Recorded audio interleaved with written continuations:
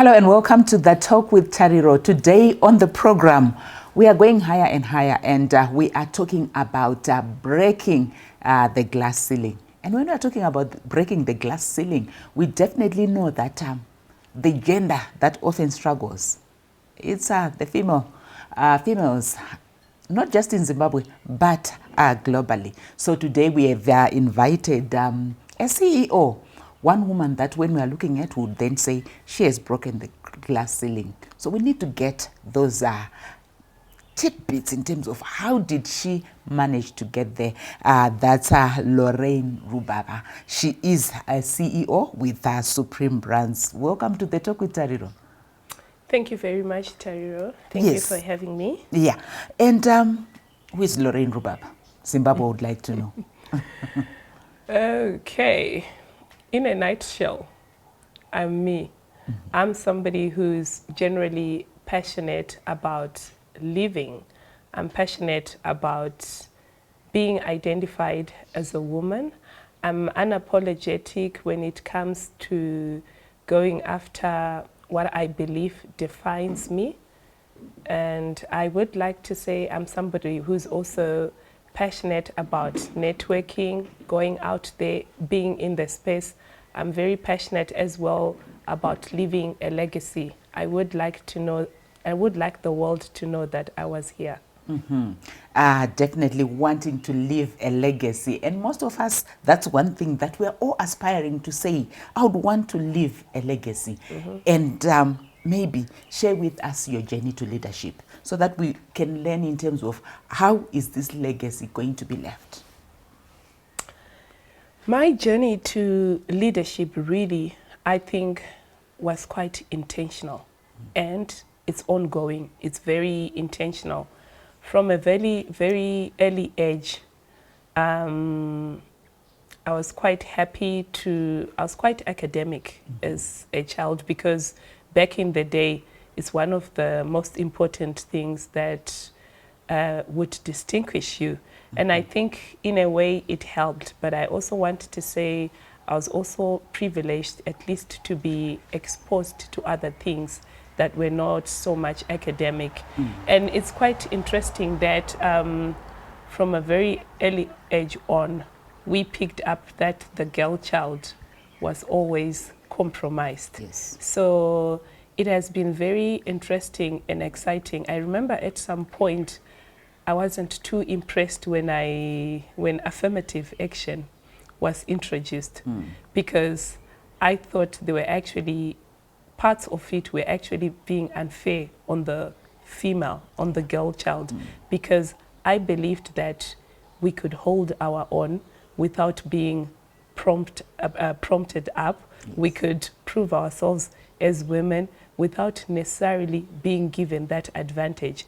It's okay maybe if you're looking at it from an angle where you're saying, let's focus more on the girl child. Not to say that maybe let's give certain advantages that we withhold from men. And the journey has been exciting and it's ongoing. And I hope as we go on with this interview, I'll be able to share more. When you say it's been ongoing, how did you break the barriers that you encountered? And any barriers, maybe share with us, because with a lot of women, there is that fear of saying, what if I face this? What if ABC happens to me? You know. I think the first thing for me is acknowledging that you are a woman and defining yourself. When you define yourself, it's a journey of knowing yourself. And when you know who you are and you define where you want to go, it becomes clearer. I've always believed about being intentional and about where you want to go, because once you define yourself, you've broken down the journey and you're actually saying, this is where I am going. And to get there, I have to do 1, 2, 3. So what I can definitely tell you is that you have to be very intentional. And I actually enjoyed defining myself, because there are a lot of things that I learned about myself. Some of them were very encouraging, some of them were very good, and then it's also the journey also included knowing my weakness points and my challenges, and acceptance. Self-acceptance is also something that I enjoy, and why I say it's ongoing is you can never learn enough about yourself, because what happens is there's a psychological agility, if I may say, because we are always changing, Yes. depending on the context that's thrusted on you. And I'll say that's thrusted on you because there are a few things that you can control. You can control your personality, but you cannot control the environment that you're put in. You spoke about knowing yourself and knowing your weaknesses, being intentional. How important is it to know your weaknesses, acknowledge them, especially when you are on the road to leadership? It's critical. Why I say it's critical, it's because your weaknesses can actually be used against you. In a world where women have to measure up in the workplace, one thing that works to our advantage as women, if you use a lot of emotional intelligence, we are emotional creatures. So if you do not know your weaknesses, they can actually be used against you. I'll just give a small example. Yes. You go into a meeting, somebody picks on your weakness, already you get into a defensive mode. Once you get into a defensive mode, chances are you're not going to be very objective, you're not going to be very factual, but you will automatically become emotional. So when you know your weaknesses, you work on control. You work on how to improve yourself. In the event that you can't improve yourself on that, it's self-acceptance and knowing how to rise above those weaknesses. And knowing how to rise above those weaknesses. You know, it's very difficult to accept this is my weakness. We often want to talk about our strengths, Yes. Uplift ourselves. But getting to a point where you're saying, these are my weaknesses, how do I do that? I would actually say it's very easy, because there are a lot of leadership courses. I've been privileged to take quite a few that will point out your weaknesses, even psychometric tests, a lot of things. But the honest truth is, at my age now, even growing up, there are certain things that I picked up. There are certain, you have to know your trigger points, even trigger words. I know that if I'm going to make a presentation, maybe in a room of men, I should expect the following words. Yes. You already anticipate. And so because you know your trigger points, you have a way of dealing with them. You arm yourself way before. And weaknesses are quite a good thing, guys. I mean, the journey of leadership is a series of ascents and descents. So, all right, we will come back. We are ending where you are saying the journey to leadership. It's a journey of ascents and descents. We'll continue with the discussion after this short break. Stay tuned.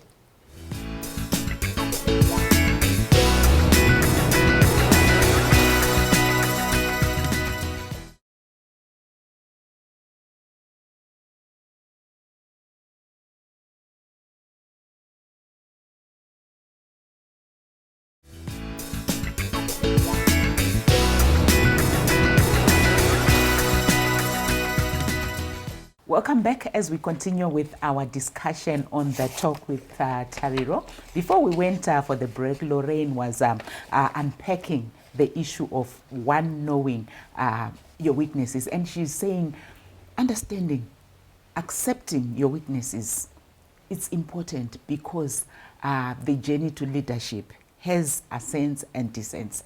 You can continue, Lorraine. You experience a full range of emotions. You experience a full range of challenges. But if you do not cognitively accept those challenges or those weaknesses, that becomes a barrier and you can't move beyond it. So I play small games with myself, really. I mean, there are a lot of weaknesses I face daily, really. And not only daily, even in the journey to leadership. I always take each difficulty when it comes as a learning point. And when it becomes a learning point, it becomes something that I have to sort of transcend over. I need to have a success story out of it. It's almost like fishing. You tell yourself, this is a detour. Let's make use of it. Yeah. So I would like to say weaknesses, challenges, the rises and ascents, their learning points. Generally, we say that if you descend, when you come up, you will be stronger. And usually it's like that because you'll have looked at the experiences. You'll have looked and analyzed what is it that caused the descent. And because you choose to pick yourself up, which is the most important thing, I think that's the defining thing between a lot of exceptional leaders and just average leaders. Most of the exceptional leaders, a lot of women world over, I've tried to read their biographies, even men. That's one thing we should learn from them. They actually take challenges as part of their daily experiences. So you will find that challenges, weaknesses, it's part of our DNA. It's part of a child learning to walk, falls. At times in school, you're told you'll never make it, but we've got a lot of, it just provides us with a background of learning. And as a woman in leadership, what are the dynamics that you have to grapple with? Because statistics, when we look at the number of women who are occupying leadership positions, we are still a far cry away. You know, we still need to get there. So what are the dynamics that you deal with on a day-to-day basis? Without sounding rhetoric, it's the usual gender bias and stereotyping. You will find, especially, I've had the privilege of working in a lot of male-dominated organizations. So you will find that automatically there's that stereotype where women are relegated to traditional roles, but in the workplace. Yes. So regardless of being right at the top, you will find that when you're dealing with men, teams that comprise of a lot of men, you actually have to use a lot of emotional intelligence. Because naturally they feel challenged when a woman is leading them. So what I have found is that instead of asserting yourself, for me personally, what works is proving to them that we are a team and I'm part of the team. So it takes a bit of time, but what I've found is that when you show them respect, like everybody should show respect to colleagues, in time they come round, but you always have to earn your respect. And the challenge to a lot of women is when we are generally perceived as the weaker sex. So at times people believe that we do not have the spine to push company objectives, to achieve company targets. But what you'll find is that you do not have to try and become a man. That was actually going to be my next question, where we're seeing women who are actually turning themselves into men because I want to prove a point? I love celebrating my femininity. I mean, I love dressing up as a woman. If you're not careful, especially if you work in a male-dominated organization, you can actually lose your individuality. Once you start wanting to become a man, I don't believe that there is anything that's going to be different that you can bring to the table. What I believe is looking at my unique capabilities as a woman. I look at myself as a woman and I say, what do I have that a man may not have? I have empathy. I have patience. I have kindness. I have generosity. So once I identify the different attributes that I have as a woman, I try and leverage on those and still achieve whatever it is that I have to achieve, but maintaining my status as a woman.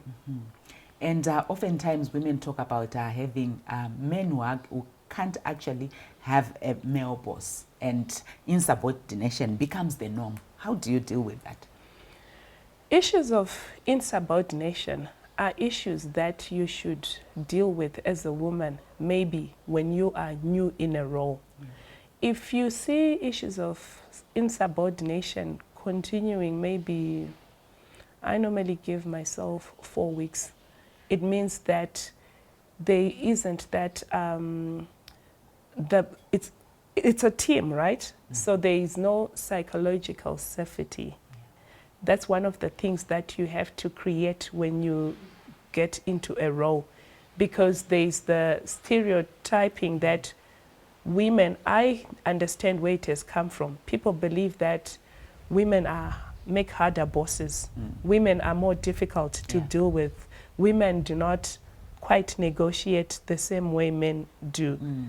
While it is true, and it can be attributed to the fact that women have to be more assertive in order to prove themselves. But as much as you're going to be assertive, it's a double-edged sword. You still have to show the men that I respect you as a colleague. I actually like the word colleague because it does not say man, it does not say woman. But while you do treat your colleagues the same way and fairly, you also have to have that emotional intelligence in the background and empathy to obviously look and analyze the things that you know men are sensitive about. Men are very sensitive of their egos. So obviously when you're maneuvering and you're dealing with men, there are certain words that you do not want to use. You also don't want to undermine them. So I always feel that when you have accepted yourself and you do not feel threatened, you actually do not struggle with your team, even if it's men. So it's more of working on yourself. You only lash out when you have no control over yourself and you want to reflect it on the other person. Unfortunately, that is not very progressive. Join us after the break as we continue with the discussion.